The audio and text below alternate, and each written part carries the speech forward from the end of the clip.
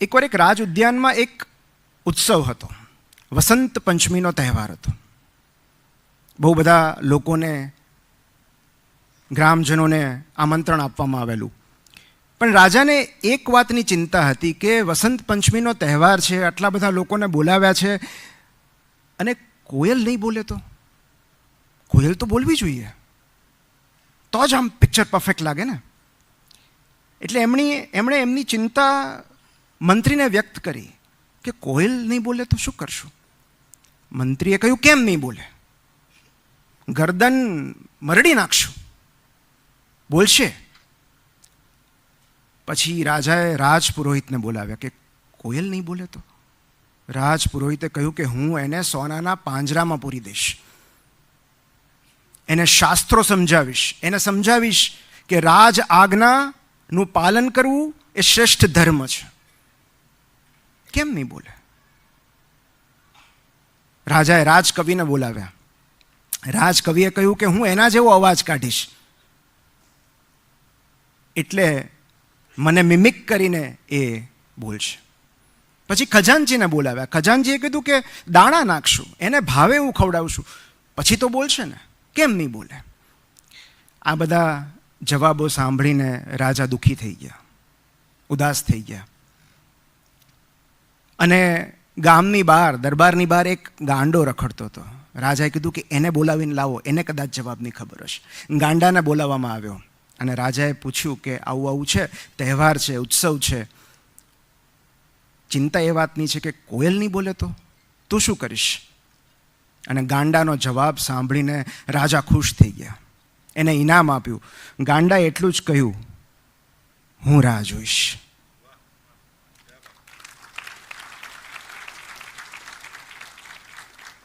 હું રાહ જોઈશ. And parenting is all about waiting.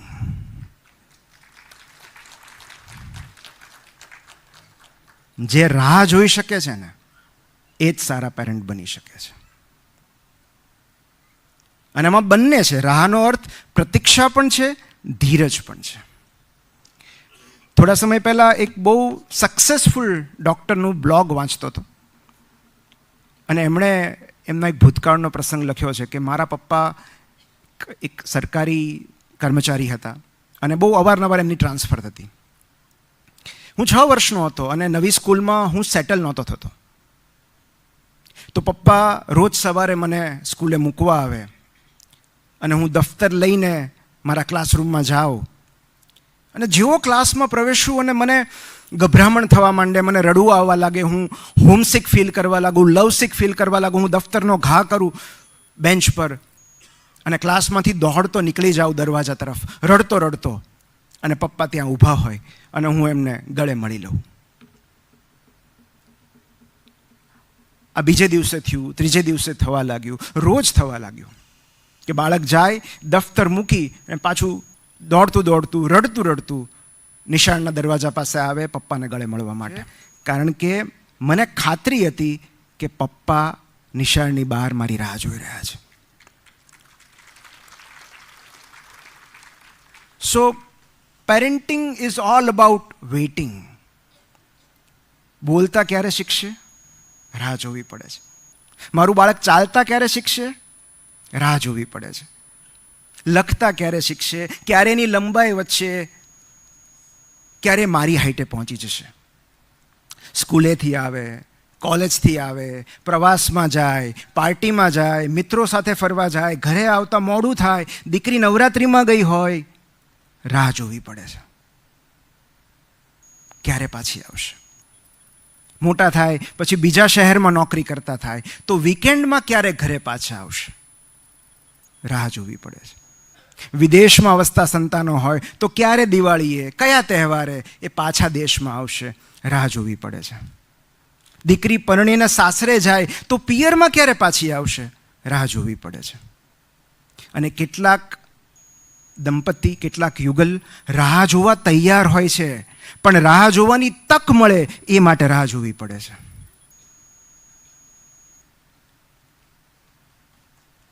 પૂછો જે લોકો IVF ટ્રીટમેન્ટ કરાવતા હોય ઇન્ફર્ટિલિટીથી કે અમે રાહ જોવા તૈયાર છીએ, પણ અમને તક તો આપો.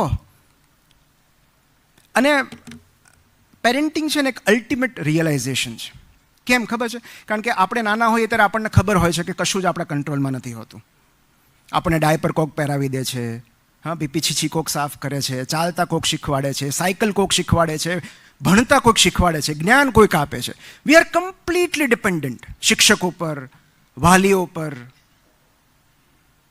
ધીરે ધીરે આપણે મોટા થઈએ છીએ, ઇન્ડિપેન્ડન્ટ બનતા જઈએ છીએ, સ્વતંત્ર બનતા જઈએ છીએ, આત્મનિર્ભર બનતા જઈએ છીએ, વધુ એજ્યુકેટેડ બનીએ છીએ, વધુ સ્ટ્રોંગર બનીએ છીએ, સ્માર્ટર બનીએ છીએ. અને પછી આપણને એવું લાગે છે કે બધું જ આપણા કંટ્રોલમાં છે. અને જે ક્ષણે આપણને એવું લાગવા લાગે છે કે બધું જ આપણા કંટ્રોલમાં છે, આપણા ઘરે એક બાળકનો જન્મ થાય છે. અને પછી આપણને રિયલાઇઝ થાય છે કે કશું જ આપણા કંટ્રોલમાં નથી.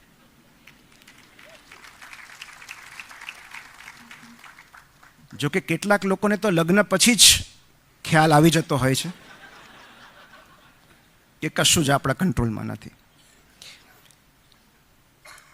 એટલે જે રીતે કોઈનું મૃત્યુ થાય ને આપણને રિયલાઇઝ થાય ને કે કશું જ આપણા કંટ્રોલમાં નથી, આ તો ગઈ, આપણે ન રોકી શક્યા એને. આપણે ઈચ્છતા હતા કે આપણી સાથે વધારે સમય રહે, પણ ચાલ્યા ગયા, સ્વજન ચાલ્યા ગયા, કશું જ આપણા કંટ્રોલમાં નથી. તો જે રીતે કોઈ જાય ત્યારે જેમ સમજાય છે ને, એ રીતે માતા કે પિતા બનીએ ત્યારે પણ એવું સમજાય છે કે કશું જ આપણા કંટ્રોલમાં નથી. અને જો તમને એ વાતની ચિંતા હોય કે તમે એક સારા પેરેન્ટ છો કે નહીં, તો બિલીવ મી, તમે એક બહુ જ સારા પેરેન્ટ છો. તમારી પેરેન્ટિંગ પદ્ધતિ વિશે તમને શંકા હોય તો તમે સારા પેરેન્ટ છો. જો તમને પેરેન્ટિંગ વિશે જાણવાની, બાળકોના મનને સમજવાની કે પોતાનામાં સુધાર લાવવાની ઈચ્છા થતી હોય તો તમે એક સારા પેરેન્ટ છો. તમે રવિવારની સવારે અહીંયા આવ્યા છો એ જ બતાવે છે કે તમે સારા પેરેન્ટ છો. બાકી જે શહેરમાં બપોરે 2 થી 5 જન્મેલું બાળક પણ જન્મીને તરત રડતું નથી, સૂઈ જ જાય છે કે 5 વાગે રડશું, એવા શહેરમાં રવિવારની પ્રિય સવાર કરતાં તમને તમારું પેરેન્ટિંગ વહાલું છે. તો બાકી બધી વાત તો પછી આવે, પહેલાં તો તમે એક બહુ સારા પેરેન્ટ છો. અને આ સમાજને નુકસાન જ્ઞાની લોકોની શંકાથી નથી થતું, અજ્ઞાનીઓના કોન્ફિડન્સથી થાય છે. એટલે તમને તમારી પેરેન્ટિંગ સ્ટાઇલમાં શંકા હોય તો એ સારી બાબત છે, પણ હું જે કરું છું એ બરાબર જ કરું છું ને, એ ડેન્જરસ સિચ્યુએશન છે. કારણ કે એમાં કશુંક નવું શીખવાનો અવકાશ નથી હોતો. અને ટીનેજ પેરેન્ટિંગ, મને પૂછ્યું ધવલભાઈ કે તમે શું કહેશો, તો ટીનેજ પેરેન્ટિંગ મેં એટલે પસંદ કર્યું કારણ કે મારી દીકરી હવે 13 થઈ છે, એ 13 વર્ષની છે. અને હું પણ રોજ નવું વાંચી રહ્યો છું, અનુભવી રહ્યો છું, શીખી રહ્યો છું એની સાથે ડીલ કરતા. અને આ કેમ અઘરું છે? કારણ કે તમને સતત એવું લાગ્યા કરે કે આ બાળક તમારું છે જ નહીં. જે ટીનેજમાં સંતાનો હશે જેમના, એ વાલીઓને ખબર હશે કે બાળક અચાનક બદલાઈ જાય, ઇમોશનલી ડિસ્ટન્ટ થતું જાય. એની માટે ગુજરાતીમાં સરસ શબ્દ છે બાંગરું. બાંગરું થતું જાય, તોછડું થાય, અવિવેકી થાય, ડિસઓબિડિયન્ટ થઈ જાય, સ્વચ્છંદી થઈ જાય, અતડું થઈ જાય, બોલે જ નહીં. અને મમ્મી પપ્પા બંને એકબીજાની સામે શંકાની નજરે જોયા કરે કે આપણું જ છે.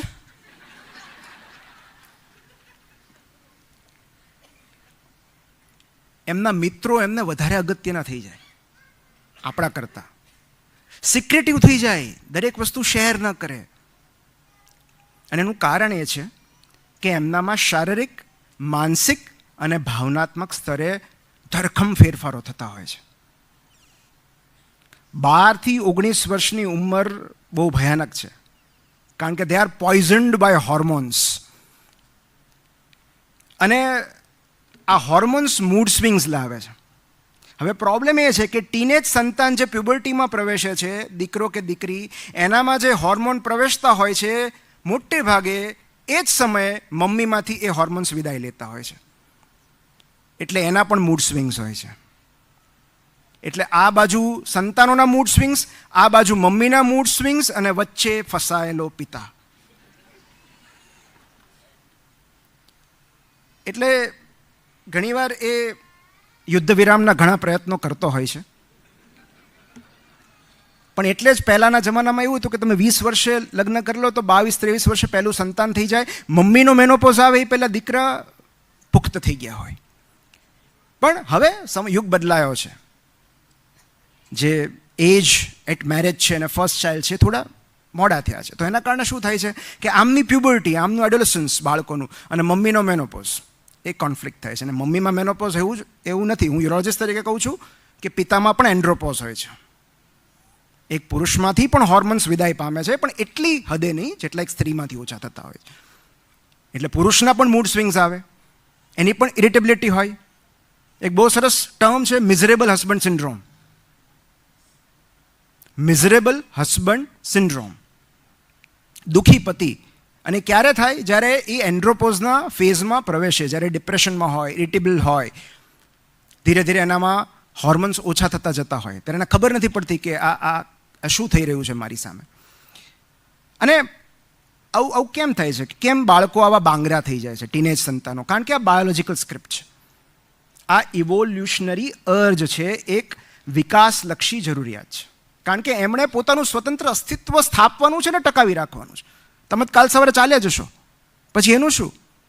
એટલે એની વિચાર શક્તિ વિકસે છે, નિર્ણય શક્તિ વિકસે છે, એમનું વિશ્વ બદલાતું જાય છે. નવા મિત્રો મળે છે, નવા ગુરુ મળે છે, નવા શિક્ષકો મળે છે. એનું વિશ્વ બદલાતું જાય છે, એનું વર્લ્ડ બદલાતું જાય છે. અને આ બધું જૈવિક પ્રક્રિયાના ભાગરૂપે થાય છે. એ લોકો માતા પિતાથી થોડા વિમુખ થતા જાય છે. અને ઇઝીએસ્ટ વે ઓફ પેરેન્ટિંગ, કદાચ હું આટલું બોલીને બેસી જાઉં તોય ચાલે, પણ પછી ધવલભાઈ એમ કહેશે બાકીના સમયનું શું કરશું. પણ ઇઝીએસ્ટ વે ઓફ પેરેન્ટિંગ, કોઈ પણ બાળક, કોઈ પણ ઉંમરનું બાળક હોય, પેરેન્ટિંગ કરવાની શ્રેષ્ઠ રીત હું તમને એક જ મિનિટમાં જણાવું કે તમારા બાળકમાં તમે જેટલા સદગુણો ઈચ્છતા હો એની એક યાદી બનાવો. તમે ઈચ્છતા હો કે મારું બાળક આવું હોવું જોઈએ, એની એક યાદી બનાવો કે ભાઈ મહેનતું હોવું જોઈએ, પ્રામાણિક હોવું જોઈએ, કેરિંગ હોવું જોઈએ. એની એક યાદી બનાવો, પછી એનું જાતે આચરણ કરો.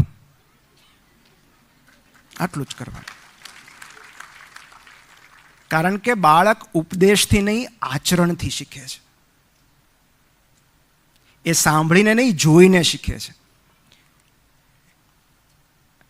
એટલે જો આપણામાં હશે અને આપણને કરતા જોશે તો કદાચ બાળક કરે. આપણે કહેશું તો નહીં જ કરે. અને આખું પેરેન્ટિંગ જો આપણે 2 સ્તંભ પર ઊભેલું છે, 2 વિચારકોના સ્તંભ પર, હું એવું કહી શકું કે જો આપણે આટલું સમજી જઈએ તો આપણને પેરેન્ટિંગ બહુ અઘરું નહીં લાગે. અને એમાં પહેલો સ્તંભ છે જે મારા પ્રિય છે, જે મારા રગે રગમાં વસેલા છે, ગીજુભાઈ બધેકા. એમણે એક જ વાક્યમાં પેરેન્ટિંગને સમેટી લીધું છે કે બાળક એક સ્વતંત્ર અસ્તિત્વ ધરાવતો જીવ છે. એ આપણું એક્સટેન્શન નથી. આપણી અધૂરી ઈચ્છાઓ, આપણા અધૂરા સપનાઓ પૂરા કરવાનું માધ્યમ નથી.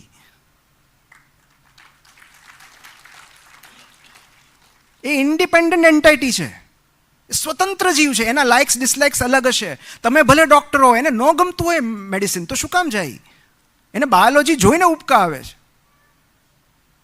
અને બીજું, Khalil Gibran, your children are not your children. They come through you but not from you. એ તમારા થકી આવે છે આ વિશ્વમાં, તમારા માંથી નથી આવતા. તમે આ બ્રહ્માંડની ઉર્જાનું વહન કરો છો. અને એટલે જ તેમણે કહ્યું છે કે તમે તમારા બાળકોને પ્રેમ આપી શકશો, ટેકો આપી શકશો, પણ તમારા વિચારો નહીં આપી શકો, કારણ કે એ પોતાના વિચારો લઈને આવશે. અને એક વાત હંમેશા યાદ રાખવા જેવી છે, આજ નહીં તો કાલ નહીં તો 5 વર્ષ પછી તમને સમજાય જ જશે. અને જેટલું વહેલું સમજાય એટલું સારું છે કે આપણે કોઈ પણ જીવના માલિક ન બની શકીએ. કોઈ પણ જીવના નહીં. અને જ્યારે ડોગ ઓનર એવો શબ્દ વપરાતો ને મને બહુ ખૂંચતો કે કૂતરાના માલિક, બિલાડીના માલિક, કેટ ઓનર. અને વર્ષો સુધી આ ચાલ્યું. પણ હવે લોકોમાં એ અવેરનેસ આવી છે અને એટલે ડોગ ઓનર શબ્દ રિપ્લેસ થઈ ગયો છે dog parent. Dog parent, cat parent. કારણ કે આપણે કોઈ જીવના માલિક ન બની શકીએ. અને પ્રોબ્લેમ શું છે કે એમને જલ્દી ઇન્ડિપેન્ડન્ટ થઈ જવું હોય છે, આપણે એમને છેક સુધી ડિપેન્ડન્ટ રાખવા હોય છે. એમને ઉડવું હોય છે, પાંખો આવી ગઈ હોય છે, અને આપણે પણ એવું જ ઈચ્છીએ છીએ કે તે ઉડે, પણ આપણે તેમને આપણા આકાશમાં ઉડાડવા હોય છે. અને એમને પોતાનું આકાશ જાતે શોધવું હોય છે. એટલે કે આદર્શ પેરેન્ટ શું આપે? ઉડવા માટે પાંખ, બેસવા માટે ડાળ. Wings to fly and roots to come back to. અને 12 થી 19 વર્ષનો સમય જ એવો હોય કે જ્યાં એક પેરેન્ટનો રોલ પૂરો થાય, એક મિત્રનો રોલ શરૂ થાય. પણ હું મિત્ર કહીને અટકી નહીં જાઉં, કારણ કે મિત્ર એમના જોયા છે આપણે કેવા હોય. તમારા ટીનેજ સંતાનોના મિત્ર જોઈને ક્યારેક મને ધ્રાસકો પડે છે કે જો આજ એની બેનપણી રહેવાની હોય તો મને ચિંતા થાય છે. અને એટલે જ આપણે મિત્રથી એક ડગલું આગળ વધીને એના મેન્ટર બનવાનું છે. And there is a difference between coach and mentor. Coaching is active process, mentoring is passive process. તમને ઘણી વાર એમ થાય આઈપીએલમાં આ બધા જલસા કરવા જ જાય છે, આ ઝાહિર ખાનના બધા મેન્ટર છે, પણ શું કામ છે એમનું? એ તો હકીકતમાં એવું જ છે. પણ આપણી લાઈફમાં મેન્ટરનો શું રોલ હોય કે મેન્ટર તમને આત્મમંથન કરવાની તક આપે, તમને પ્રશ્નો પૂછે, તમને સમજે, તમને તમારા નિર્ણયો લેવાની છૂટ હોય, તમને ભૂલો કરીને શીખવાની છૂટ હોય. He is there to support. તો એમના મિત્ર, મદદગાર અને માર્ગદર્શક બનવું પડે છે. અને જે રીતે ચાઇલ્ડ સાયકોલોજી હોય ને એ રીતે પેરેન્ટ સાયકોલોજી હોય. સી અલ્ટિમેટલી કોઈ મા બાપ એના સંતાનોના દુશ્મન કે વિરોધી નથી હોતા, પણ એ બસ એમને દુઃખી કે ગરીબ જોવા નથી માંગતા. એટલે આપણે જ્યારે વધુ માર્ક્સ લાવવા માટે, વધુ ભણવા માટે, કોઈ કારકિર્દી કે જોબ લેવા માટે જ્યારે આપણે એમને વાલીઓ દબાણ કરતા હોય છે, ત્યારે તેઓ સ્વાર્થી નથી હોતા. બસ તેઓ પોતાની ચિંતા, અસલામતી અને નિષ્ફળતામાંથી બહાર નીકળી નથી શકતા. એવું નથી કે એમને સંતાનોના સપના પર અવિશ્વાસ છે, પણ એમને પોતાના સંઘર્ષો યાદ હોય છે, પોતાની નિષ્ફળતા યાદ હોય છે, અને એટલે એ એમાંથી નીકળી નથી શકતા. પોતાની અસલામતીઓથી પ્રેરિત થઈને એ સંતાનને ટોક કરતા હોય છે. પણ હું એટલું જ કહીશ કે ફેલિયર્સ આર નોટ હેરિડિટરી. કોઈ નિષ્ફળતા, કોઈ સંઘર્ષ વારસાગત નથી હોતા. એટલે આપણને એવું લાગતું હોય કે જે મુશ્કેલીએ આપણને દુઃખી કરેલા એ આપણા સંતાનોને પણ એ જ મુશ્કેલી નડશે, તો એવું નથી. એમના સંઘર્ષો અલગ હશે, કારણ કે યુગ બદલાય છે, સમય બદલાય છે, સંજોગો બદલાય છે, ટેકનોલોજી બદલાય છે. એમના યુગમાં નવા પ્રોબ્લેમ આવશે, નવા સંઘર્ષો આવશે. તો એમના સંઘર્ષો આપણે એમને જ નક્કી કરવા દઈએ. અને માતા પિતા અને ચાઇલ્ડ વચ્ચે જે ઘર્ષણ થાય છે એનું કારણ જ આ અસલામતી હોય છે, એમના ભવિષ્યનો ડર કે ચિંતા. આમાંથી કેટલા પેરેન્ટ્સ એવા છે કે જેમને પોતાના બાળકના ભવિષ્ય વિશે ચિંતા થાય છે, કે ડર લાગે છે? કેટલા બધા. હું મારો હાથ ઊંચો કરું. આપણને દરેકને હોય, કારણ કે આપણે જ્યારે એમના વિશે ચિંતા કરીએ છીએ ત્યારે એ એમના તરફના પ્રેમમાંથી ઉદ્ભવે છે. બિકોઝ વી આર કન્સર્ન્ડ, વી લવ ધેમ, કે આપણું બાળક આગળ જઈને દુઃખી ન થાય. પણ જ્યારે પ્રેમ કરતાં ડર વધી જાય છે, જ્યારે ડર પ્રેમને ઓવરટેક કરી લે છે ને, ત્યારે એનું પરિણામ બહુ સારું નથી આવતું. અને બીજું કે સફળતા સુધી લઈ જતો ગ્રાફ ક્યારેય સીધી લીટીમાં નથી હોતો, કોઈનો પણ.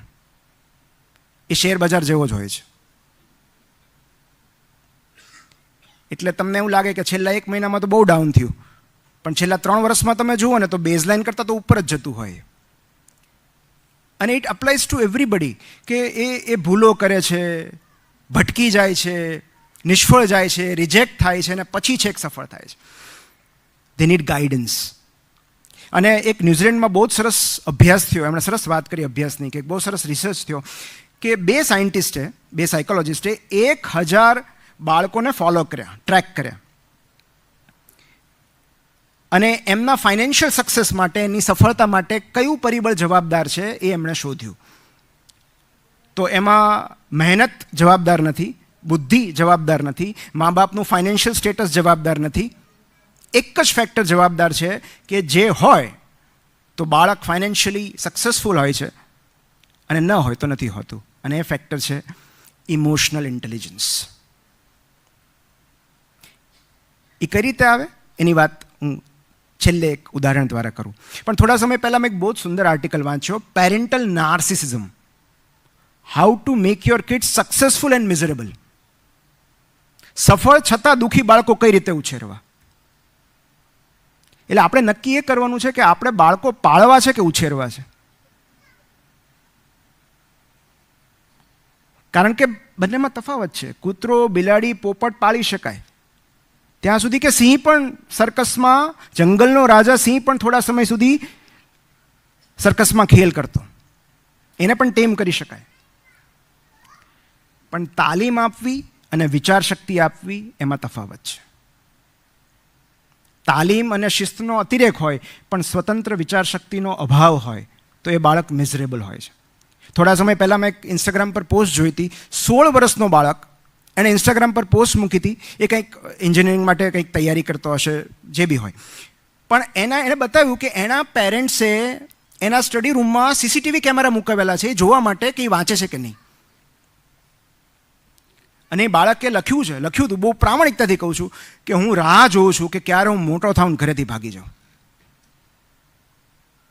તો કશુંક શીખવાની ઝંખના આપણે પરાણે ન જગાવી શકીએ બાળકોમાં. એમનામાં હોય જ ક્યુરિયોસિટી, ઇનબિલ્ટ હોય. અને એકવાર એક બહુ સરસ શબ્દ છે, પ્રબુદ્ધ સ્વહિત, એનલાઇટન્ડ સેલ્ફ ઇન્ટરેસ્ટ. એ એકવાર બાળકમાં આવે ને, તમારા બધામાં આવ્યો તો એનામાં નહીં આવે. કઈ વર્ષે આપણને એવી ખબર પડતી હતી કે આ મારે કરવું જોઈએ એટલા માટે નહીં કે મમ્મી કે પપ્પા કહે છે, પણ એટલા માટે કારણ કે આ મારા માટે સારું છે, આ મારા હિતમાં છે. એક બહુ સરસ પુસ્તક છે ટીનેજ સંતાનો સાથે વાત કરવા માટે, કે how to talk so teens will listen and listen so teens will talk. કઈ રીતે વાત કરવી, કારણ કે આપણને નથી આવડતું. ગીજુભાઈ પણ કહેતા કે આપણને બાળકો સાથે વાત કરતા નથી આવડતી. તો ટીનેજ સાથે કઈ રીતે વાત કરવી એના 4 ઉદાહરણ હું તમને આપું છું. એક છે કે ફર્સ્ટ, એમની લાગણીઓનો આદર કરો, વેલિડેટ ધેર ફિલિંગ્સ. એમણે કીધું કે વેલિડેશન ઝંખે છે, કે એમની લાગણીઓનો આદર આપો. એ જે ફીલ કરે છે એને એકનોલેજ કરો. એનું સાદું એક્ઝામ્પલ છે કે ઘરે આવીને કોઈ વાત આપણને કરે કે આજે તો ફલાણી છોકરીએ મારી સામે ન જોયું, આ બોલા લઈ લીધા, અને આપણે કહીએ, આપણું ફર્સ્ટ રિએક્શન શું હોય? એમાં કંઈ રડાય? આ કંઈ રડવાની વસ્તુ છે?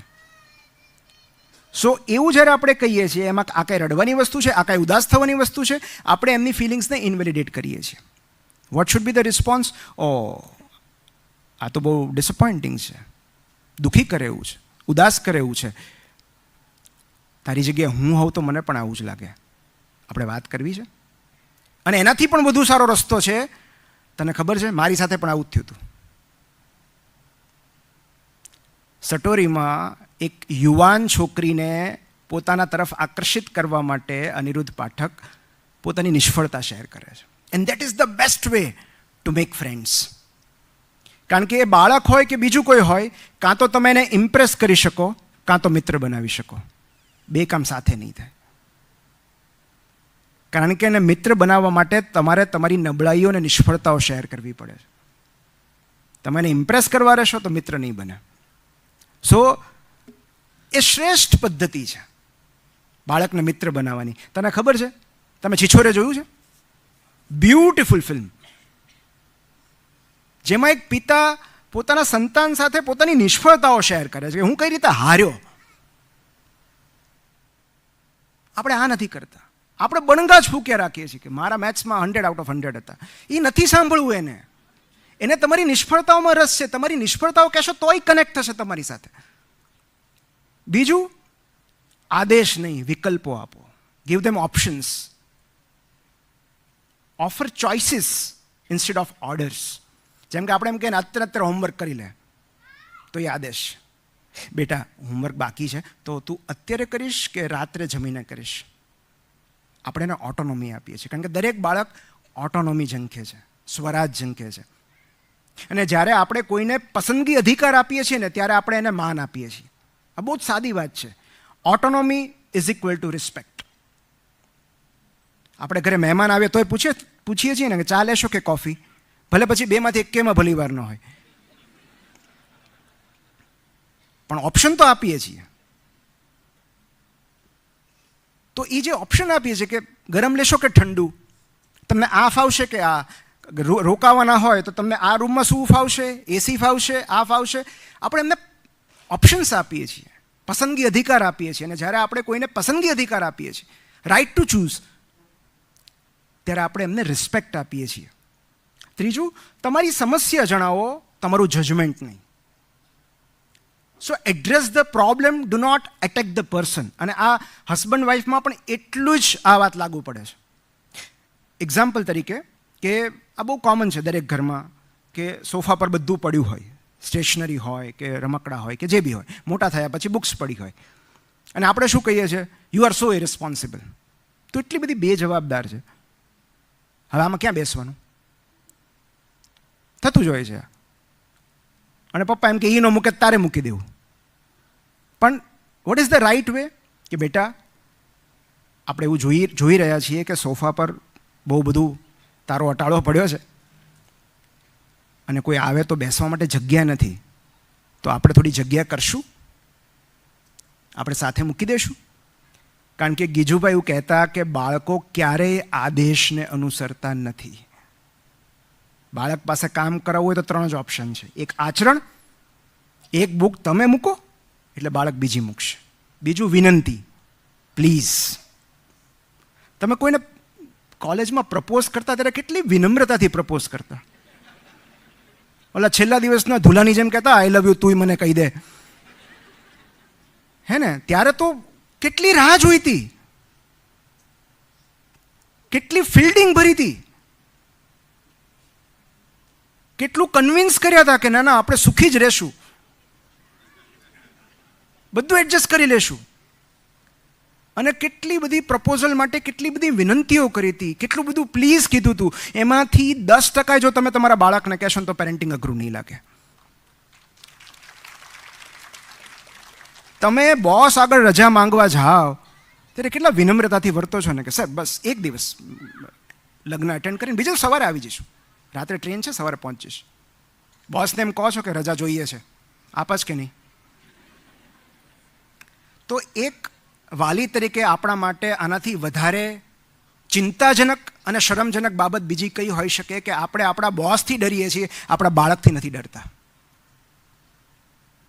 આપણું સાચું બોસ આપણું બાળક છે કે બેટા પ્લીઝ મૂકી દઈશ, મૂકી દેશે. અથવા આપણે સાથે મળીને મૂકી દઈએ તો, આપણે સાથે મળીને આમ કરીએ તો. અને એકેય વાત ન માને ને તો believe me, your sense of humour will save you.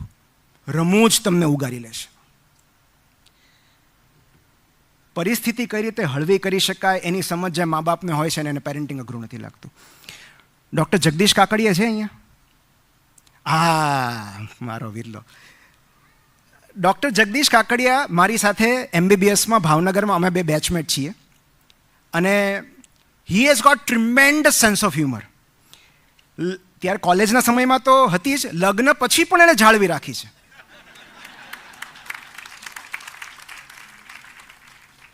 અને આ લગ્ન પછી 2 બાળકો પછી પણ રમૂજ વૃત્તિ ટકાવી રાખવી એ ખરેખર અઘરું કામ છે. બીજી રીતે જોઈએ તો શાહબુદ્દીનભાઈ કહે છે ને કે તમે જગતને હસાવવા નીકળ્યા છો તો બતાવો તમારા દુઃખ ક્યાં છે. બીજી રીતે જોઈએ તો બરાબર છે, લગ્ન પછી કેટલાકમાં રમૂજ વૃત્તિ વધારે ખીલતી હોય છે. પણ એણે ધોખો કર્યો કે એલા તને સાંભળવા માટે ટિકિટ લેવાની, એવો એનો મેસેજ આવ્યો ટિકિટ લીધા પછી. તો ત્યારે મેં જવાબ નહોતો આપ્યો જગદીશભાઈ, પણ અત્યારે હું કહું છું બધાની હાજરીમાં કે સદભાગ્યે આ હાઉસફુલ થઈ ગયું એટલે 2 જ લેવી પડી, નહીંતર આ બધી ટિકિટ તમારે લેવી પડત. તો શાહબુદ્દીનભાઈનું એક અદ્ભુત વિધાન છે કે જે હાસ્યકાર કપરા સંજોગોમાં પોતાના જીવનસાથી કે બાળકોને નથી હસાવી શકતો એ નિષ્ફળ કલાકાર છે.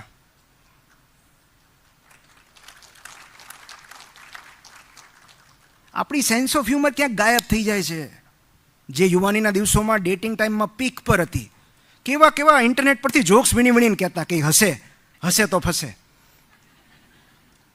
તો બાળકો સામે ક્યાં ગઈ આ જોક્સ, ક્યાં ગઈ આ રમૂજ? કેમ નથી કહેતા આપણે બાળકોને જોક્સ? સાહેબે બહુ સરસ કીધું વિશાલભાઈ કે એમને ઉપદેશમાં રસ જ નથી. બોધ ક્યારેય કરાય નહીં, અપાય નહીં, બોધ થાય. એ આપ મેળે થાય, એ લાદી ન શકાય. એમને મુલ્લા નસરુદ્દીનની વાતો કહો, કેવી કેવી હ્યુમર હોય છે.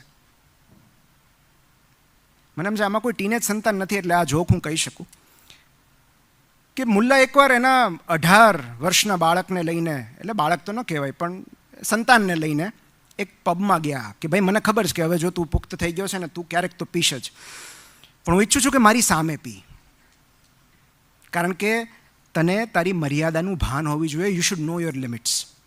પહેલાં પૂછ્યું કે અબ્બાજાન લિમિટ કઈ રીતે નક્કી થાય? એટલે મુલ્લાએ કીધું કે જો સામે જે 2 વ્યક્તિ દેખાય છે ને, એ તને 4 દેખાવા લાગે ને તો સમજવું કે તારી લિમિટ આવી ગઈ છે. એટલે પહેલાં એ બહુ વિનમ્રતાથી કીધું, પણ અબ્બુજાન સામે તો એક જ વ્યક્તિ બેઠી છે.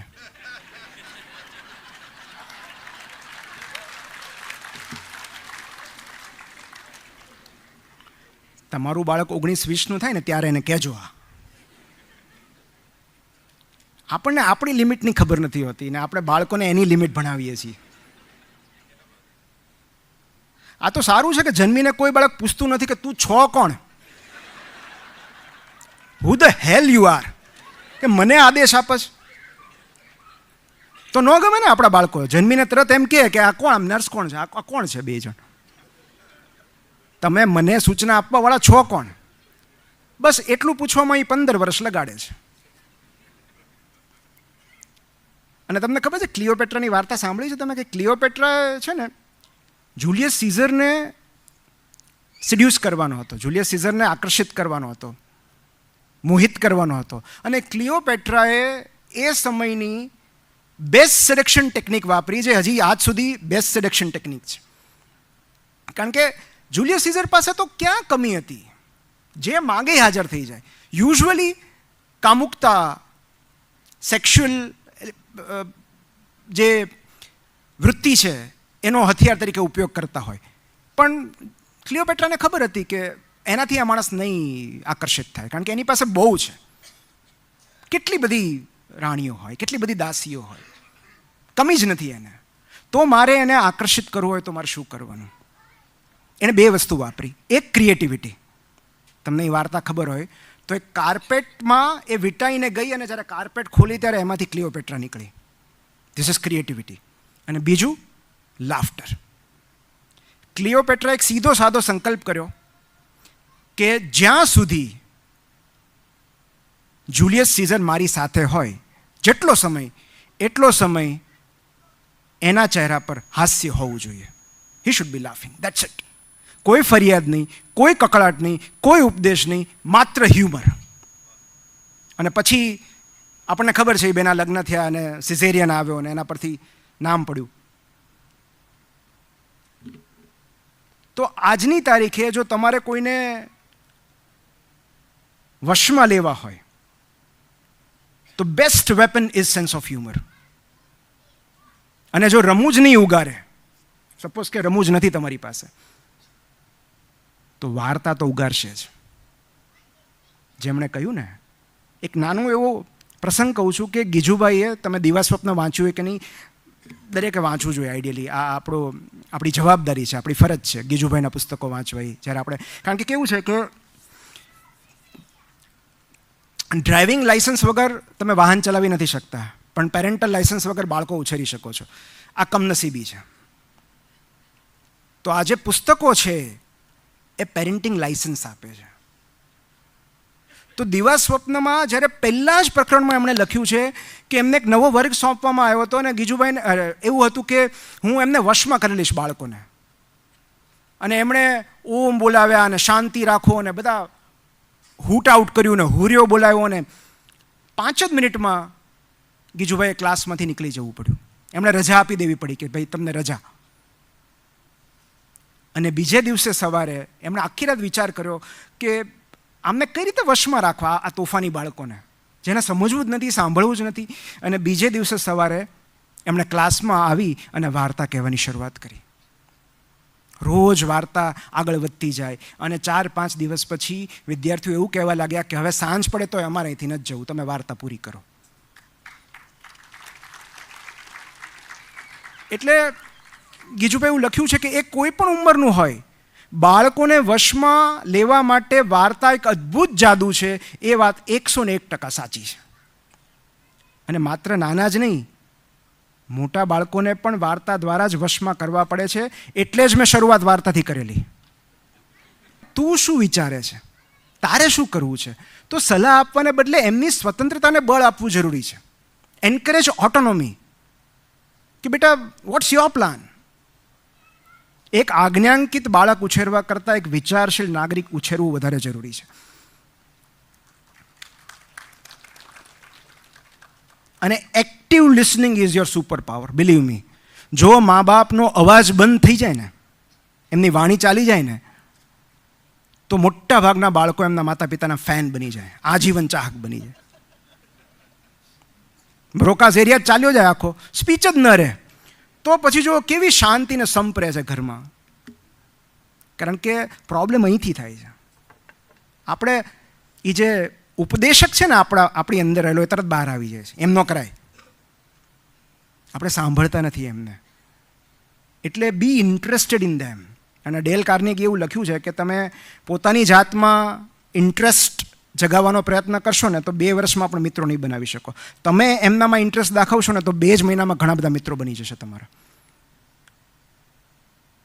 તો 5 લવ લેંગ્વેજ છે અને આ સાર્વત્રિક છે, યુનિવર્સલ છે, કે પ્રેમ 5 રીતે દર્શાવી શકાય. એ જીવનસાથી પ્રત્યેનો હોય કે ટીનેજ સંતાનો પ્રત્યેનો હોય. કારણ કે બાળકની મોટાભાગની ગેરવર્તણૂક પ્રેમના અભાવથી સર્જાય છે.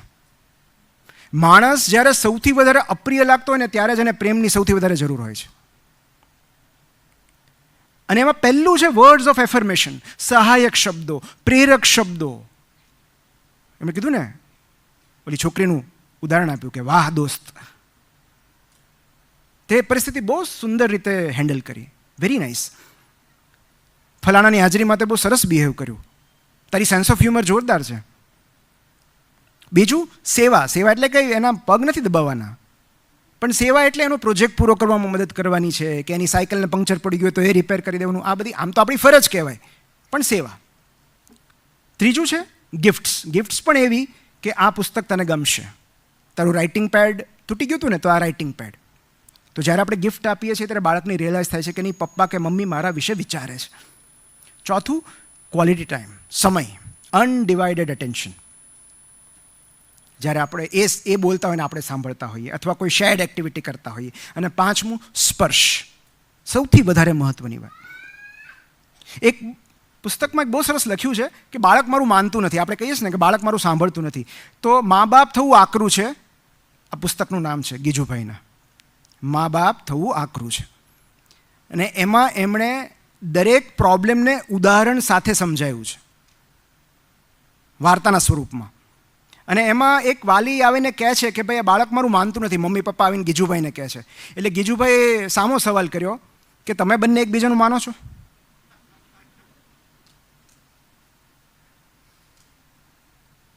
તો બાળક આપણું એટલા માટે નથી માનતું કારણ કે ઘરના સભ્યો એકબીજાનું નથી માનતા. અને હું તો કહું, શું કામ માને? બાળકે એવું કયું પાપ કર્યું છે કે આપણી વાત માનવી પડે? આપણે એમના કરતાં આ પૃથ્વી પર અમુક વર્ષો પહેલાં આવી ગયા, એ સિવાય આપણી કોઈ લાયકાત ખરી? અને એમણે કહ્યું ને ન્યુરો પેરેન્ટિંગ, કે ટીનેજ બાળક કેમ નથી સાંભળતું, એનું કારણ એના બ્રેઇન ડેવલપમેન્ટમાં હોય છે. એક બહુ સરસ પુસ્તક છે ટીનેજ બ્રેઇન, જે એક માતાએ લખ્યું છે, જે 2 બાળકોની માતા છે, પણ એ સાધારણ માતા નથી, ન્યુરોફિઝિશિયન છે, ન્યુરોસાયન્ટિસ્ટ છે. એટલે કોઈ પણ માતા લખે ને તો પહેલાં તો એ આવું જ લખે, ફરિયાદ જ કરે કે માનતું નથી. પણ કેમ નથી માનતું એનો જવાબ એમણે આમાં આપ્યો છે. કે ટીનેજ બ્રેઇન છે ને એ ડેવલપિંગ બ્રેઇન છે, એમાં પ્રી ફ્રોન્ટલ કોર્ટેક્સ હજી બન્યું નથી હોતું. અને એમનું એમિગડેલા જ એક્ટિવ હોય છે. પ્રી ફ્રોન્ટલ કોર્ટેક્સ એટલે કે જેમાં લોજિક હોય, રીઝનિંગ હોય, ઇમ્પલ્સ કંટ્રોલ હોય, એમ્પથી હોય. એ નથી ડેવલપ થયું. એટલે આપણને એમ થાય કે કેમ આ 2 જ રોટલી પડી છે, જોવે છે કે હજી 2 જણ બાકી છે, કેમ બધું ખાઈ ગયો? એને બીજાનો વિચાર નથી આવતો? આટલું બધું બોલે છે, હર્ટ કરે છે અને ખબર નથી પડતી. There is no empathy, zero empathy. તમને એમ થાય કે ટીનેજ સંતાન એટલું બધું રૂડ કેમ થઈ ગયું? એનું રીઝન આ છે, કારણ કે એમનામાં એમ્પથી હજી વિકસી નથી હોતી. એ આપણને જોઈને શીખતું હોય છે. અને એમનામાં શું એક્ટિવ હોય છે? Emotional brain, amygdala, limbic system, flight or fight reaction. એટલે તમે જેવું કંઈક કહેશો ને, કાં તો તમારી ઝઘડો કરશે, કાં તો ઘર છોડીને નીકળી જશે. ફાઇટ ઓર ફ્લાઇટ. એ ઇમોશનથી જ વિચારે છે. મમ્મી શું કરશે, પપ્પા શું કરશે, હજી એમ્પથી વિકસી નથી હોતી, એટલે સમજી નથી શકતું. એમનું બ્રેઇન ડોપામિન જંખે છે, રિસ્ક અને રિવોર્ડ. એમને રિસ્ક લેવું છે, એટલે ફૂલ સ્પીડે કાર ચલાવે છે, બાઇક ચલાવે છે. એમને રિવોર્ડ જોઈએ છે તાત્કાલિક. અને એમનું ઇમોશનલ રેગ્યુલેશન હજી ડેવલપ થતું હોય છે. અને મિડ-20s સુધી ડેવલપ થાય છે. કેટલાકનું તો 40 નથી થતું હતું. નથી હોતું ઇમોશનલ રેગ્યુલેશન. ભાવાત્મક પરિપક્વતા નથી હોતી. અને જો 25 સુધીમાં નહીં આવે તો પછી આશાય ન રાખવી. એટલે એમને ઇમોશન્સ વધુ તીવ્રતાથી ફીલ થાય છે અને એમાંથી બહાર આવતા વાર લાગે છે. અને સેકન્ડ એ છે કે autonomy is the developmental need. સ્વરાજ કે સ્વાયત્તતા એમની વિકાસલક્ષી જરૂરિયાત છે. અને એટલે મા બાપનો વિરોધ કરવો કે સામે ના પાડવી એ એમની સ્વતંત્ર ઓળખ કેળવવા માટે તંદુરસ્ત લક્ષણ છે. આપણને એમ થાય કે દરેક વસ્તુને ના પાડે છે. પણ 3 E's are very important. Ears, empathy અને એન્કરેજમેન્ટ. અને સિમ્પલ ફોર્મ્યુલા જ એ છે કે ફર્સ્ટ કનેક્ટ, ધેન કરેક્ટ. પહેલાં કનેક્ટ થાવ એમની સાથે અને અમુક વાતો એમને કહેવી જરૂરી હોય છે. આપણા અનુભવો, જ્યાં આપણે દુઃખી થયેલા કે જ્યાં આપણે દાઝેલા છીએ કે જે આપણા અનુભવો છે એમને કહેવા જરૂરી છે. દેટ ઇઝ પેરેન્ટિંગ, કે આપણે આપણા અનુભવો એમની સાથે શેર કરી શકીએ. પણ એ કહેવા માટે બાળક રિસેપ્ટિવ હોવું જરૂરી છે. અને રિસેપ્ટિવ હોવા માટે એનું કનેક્ટેડ હોવું જરૂરી છે. So I would say connection, then compassion and then correction. એટલે તમારે બાળકને સલાહ આપવી છે તો આપો, પણ પહેલાં એની સાથે અડધી કલાક રમવું પડશે. એની વાત પહેલાં સાંભળવી પડશે. અને એમણે બહુ સરસ ઉદાહરણ આપ્યું કે બાળક સ્કૂલેથી આવે ત્યારે મમ્મીના પ્રશ્નો શું હોય કે આજે શું કરાવ્યું, કેટલું લેસન આપ્યું, શું હોમવર્ક આપ્યું, પરીક્ષા કઈ હતી, કેટલા માર્ક્સ આવ્યા, તારી બહેનપણીના કેટલા આવ્યા, તારા ભાઈબંધના કેટલા આવ્યા. આપણે ક્યારે એવું નથી પૂછતા, બેટા તારો દિવસ કેવો રહ્યો, તે ખાધું. This is connection.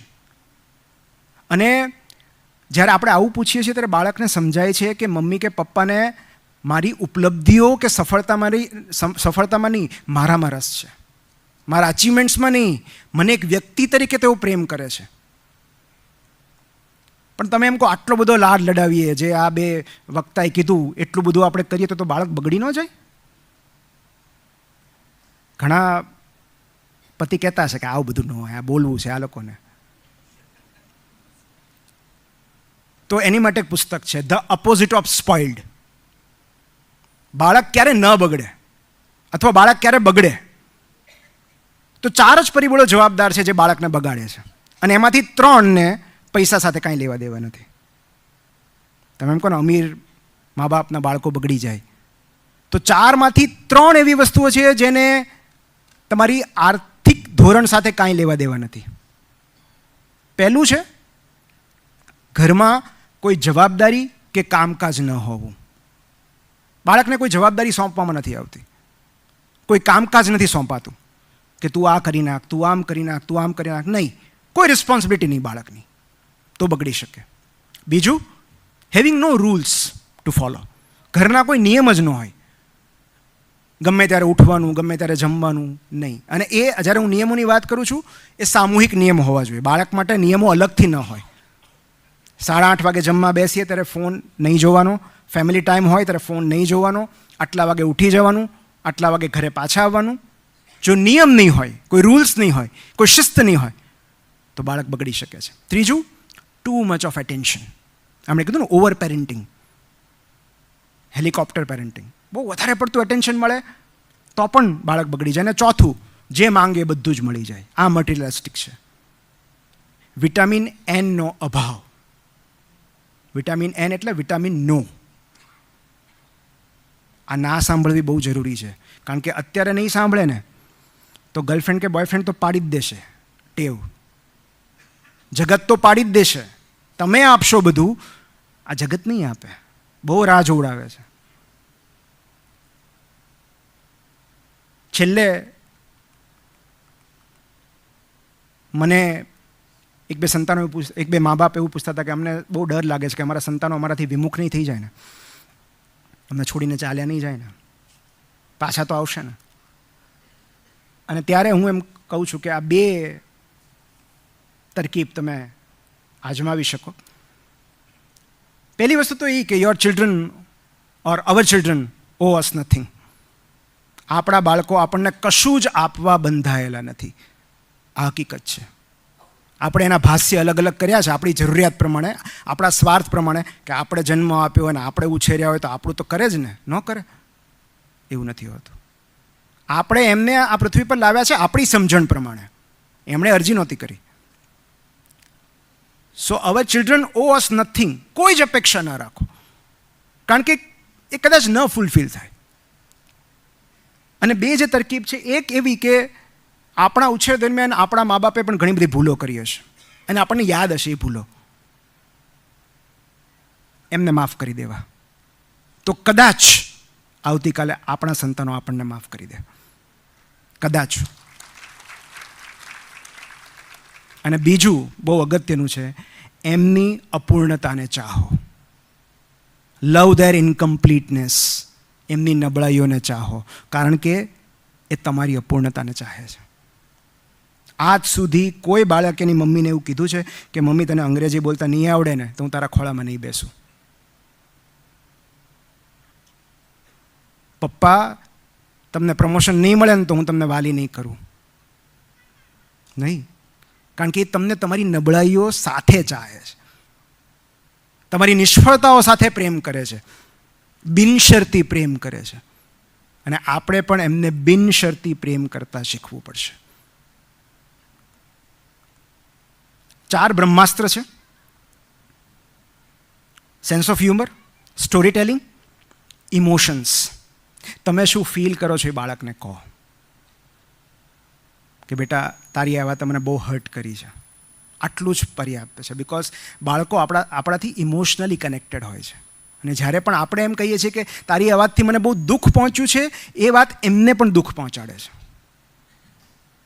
અને મેક ધેમ રિસ્પોન્સિબલ કે બેટા I trust you, you are the best જજ of yourself. To sum up, છેલ્લે મને ગીતામાંથી જે 4 પેરેન્ટિંગ ઇન્સાઇટ્સ મળ્યા એ કહીને હું પૂરું કરું છું. આમ ગીતામાં ડાયરેક્ટલી કોઈ પેરેન્ટિંગની વાત નથી, પણ ઇનડાયરેક્ટલી જે પેરેન્ટિંગ ઇન્સાઇટ્સ છે એમાં પહેલું છે ડિટેચ્ડ ઇન્વોલ્વમેન્ટ. કે ભાઈ બાળકોને ઉછેરવા, એમને પ્રેમ આપવો, એને ટેકો આપવો, એમને બધું પ્રોવાઈડ કરવું એ આપણી ફરજ છે, આપણું કર્મ છે. એનું પરિણામ શું આવશે એ આપણને ખબર નથી, એ આપણા હાથમાં નથી. ડિટેચ્ડ ઇન્વોલ્વમેન્ટ કે બેટા આઈ લવ યુ, અને તારા પોષણ માટે, તારા ઉછેર માટે, તારી વૃદ્ધિ માટે, તારા કલ્યાણ માટે જે કાંઈ જરૂરી હું કરીશ, પણ તારું ભવિષ્ય, તારી નિયતિ તને ક્યાં લઈ જશે મને નથી ખબર, કારણ કે મારું કર્મ મેં પૂરું કર્યું. હવે શું પરિણામ આવે છે એ મારા હાથમાં નથી. બીજું છે સ્થિત પ્રજ્ઞા, ઇમોશનલ રેઝિલિયન્સ. અને emotionally stable parents raise emotionally intelligent kids. આપણે એને ઉપદેશ આપીને ઇમોશનલ ઇન્ટેલિજન્ટ ન બને, એની માટે આપણે ઇમોશનલ ઇન્ટેલિજન્ટ બનવું પડે. ત્રીજું છે સ્વધર્મ, પોતાનો રસ્તો, પોતાનો ઉદ્દેશ્ય, પોતાનો પર્પસ. અને એવું કહેવાય છે ને કે કોકના ધર્મમાં સફળ જવા કરતાં પોતાના ધર્મમાં નિષ્ફળ જવું સારું.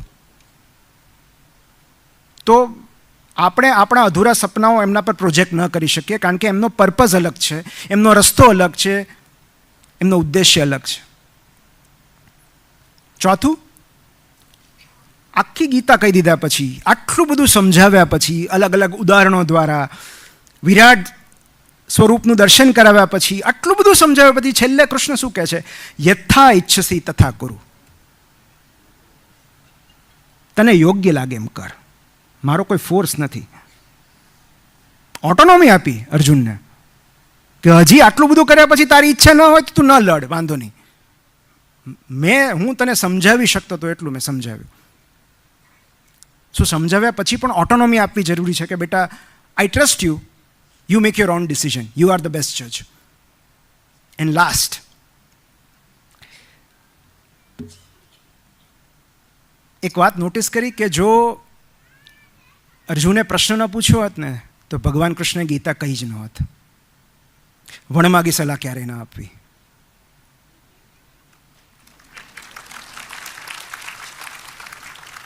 ગીતા જેવું ગીતા પણ ઉપદેશ નથી, પ્રશ્નોત્તરી છે.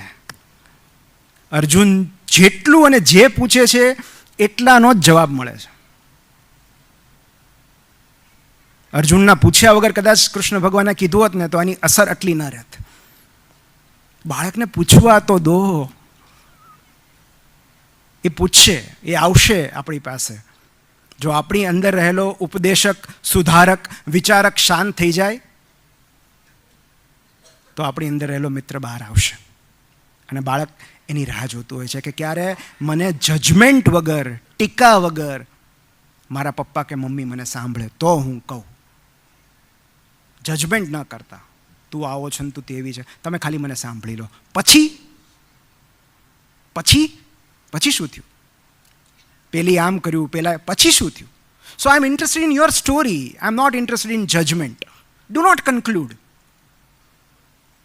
અને વહેલા મોડા બાળકો આપણા જેવા બનતા જ હોય છે, આપણા જેવા જ બની જાય છે, અને એ બહુ દુઃખી કરનારી બાબત છે. કેટલાક લોકો એટલે દુઃખી હોય છે કારણ કે આ તો મારા જેવું જ થયું. એટલે જો આપણે બાળકોને આપણા જેવા ન બનાવવા હોય, કારણ કે અલ્ટિમેટલી પેરેન્ટિંગનો હેતુ જ એ છે ને કે આ જીવ જે આપણે લાવીએ છીએ એને આગળ લઈ જવો.